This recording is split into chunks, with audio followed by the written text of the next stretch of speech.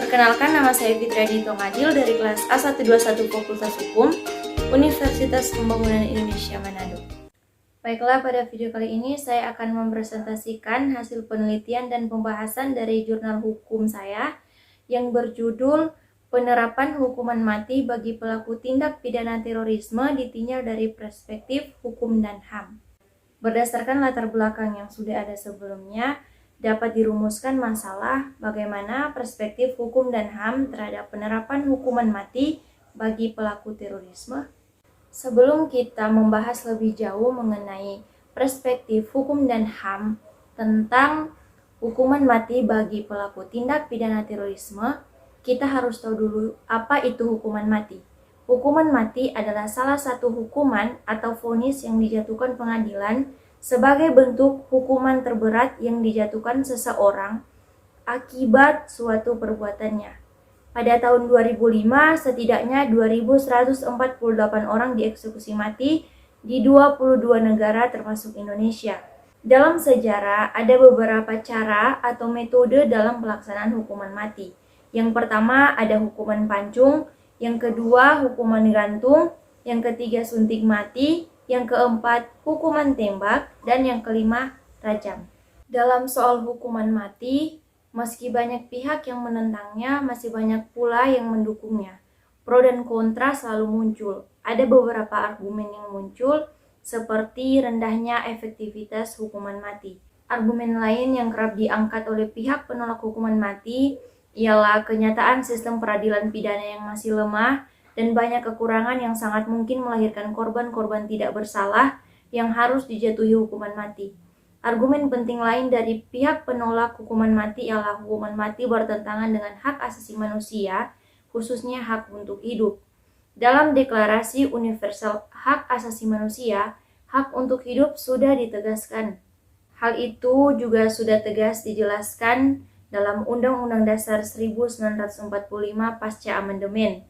Hak untuk hidup dijamin secara konstitusional, sedangkan pihak pendukung menyatakan hukum jangan hanya berpihak pada hak asasi pelaku kejahatan, tetapi juga hak korban kejahatan.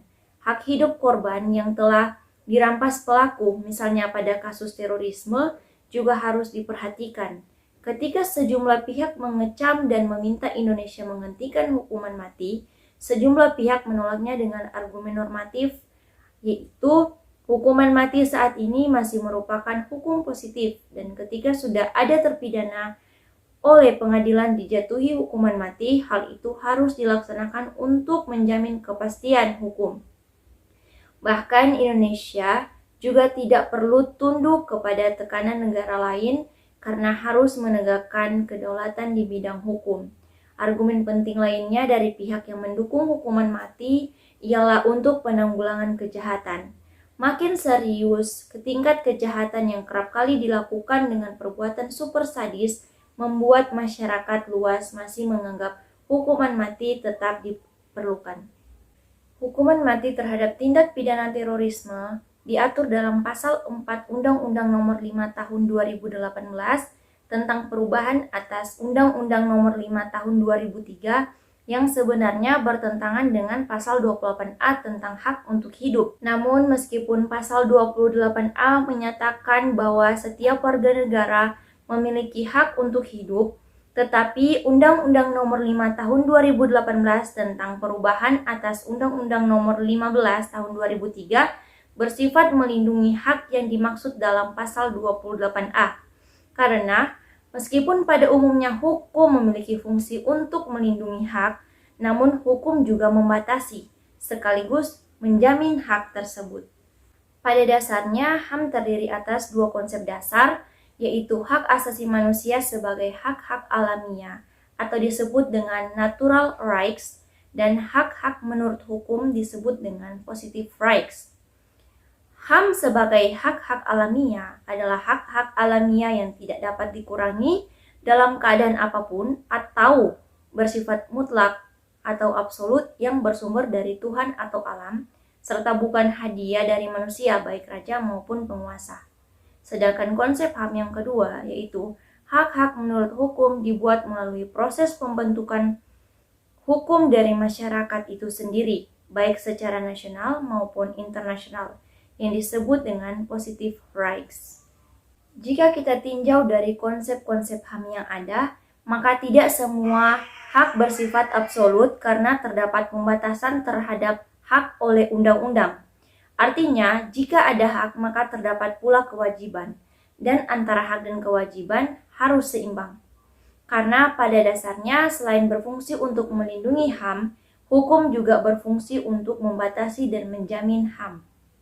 Jadi, hukuman mati bagi pelaku tindak pidana terorisme berdasarkan perspektif hukum dan HAM tidak melanggar HAM karena konstitusi di Indonesia tidak menerapkan sistem absolutisme, di mana ada pembatasan terhadap hak oleh undang-undang. Lalu, muncul pertanyaan, bagaimana dengan pemerintah yang menerapkan hukuman mati tersebut? Apakah melanggar HAM? Jawabannya tentu saja pemerintah yang menerapkan hukuman mati tersebut tidak bisa dikatakan melanggar HAM karena menerapkan aturan yang sudah ada dalam konstitusi yaitu Undang-Undang Negara Republik Indonesia tahun 1945, lebih tepatnya dalam pasal 4 Undang-Undang Nomor 5 tahun 2018 tentang perubahan atas Undang-Undang Nomor 15 tahun 2003. Halo teman-teman, sebelum saya mengakhiri video ini, saya ingin mengajak adik-adik dan teman-teman sekalian yang ingin melanjutkan pendidikan ke jenjang perguruan tinggi untuk bergabung bersama kami di Universitas Pembangunan Indonesia Manado. Di Universitas Pembangunan Indonesia Manado terdapat 6 fakultas utama, diantaranya yaitu Fakultas Keperawatan, ada Fakultas Hukum, Fakultas Pertanian, Fakultas Teknik, Fakultas Sastra, dan juga Fakultas Ilmu Sosial dan Politik. Untuk lebih lengkapnya, silakan kunjungi link berikut.